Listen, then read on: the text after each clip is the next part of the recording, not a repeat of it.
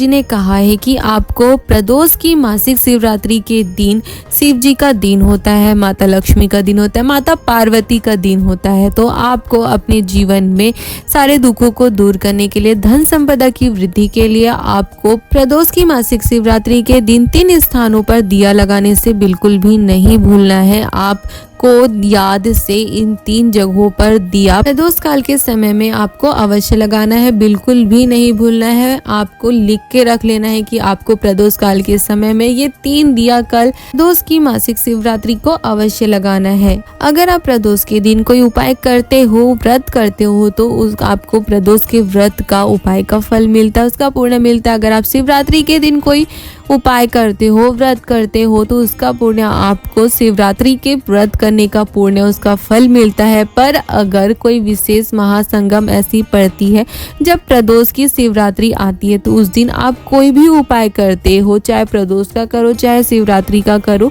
उसका फल आपको दुगुना प्राप्त होता है, यह निश्चित है। इसलिए आपको महादेव को प्रसन्न करने का, महादेव को पाने का, महादेव की विशेष कृपा पाने का कोई भी मौका अपने हाथ से नहीं जाने देना है।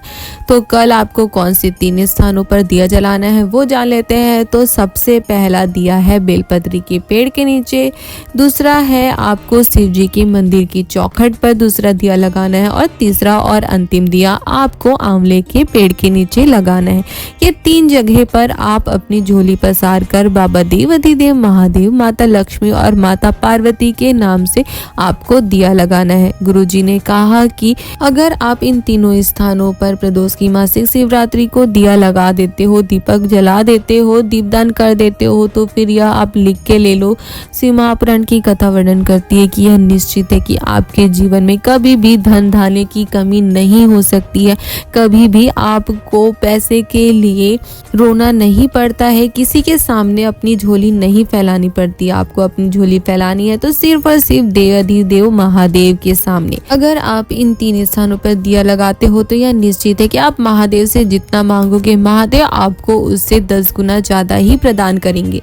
अगर आपको ये उपाय की जानकारी अच्छी लगी हो तो आप हमारे वीडियो को लाइक और हमारे चैनल को सब्सक्राइब भी कर सकते हैं, ताकि आगे भी आपको ऐसे ही गुरुजी द्वारा बताए गए विशेष तिथियों के विशेष व्रत नियम उपायों की जानकारी प्राप्त होती रहे। और वीडियो को अपने परिवार वालों के साथ शेयर करना ना भूले, ताकि उन्हें भी ये सारे उपायों की जानकारी प्राप्त हो सके और वो भी कल प्रदोष की शिवरात्रि के इन उपायों को करके महादेव का आशीर्वाद प्राप्त कर अपने जीवन के सारे दुखों को, कष्टों को, तकलीफों को दूर कर अपने जीवन में आनंद और सुख की प्राप्ति कर सके। हर हर महादेव।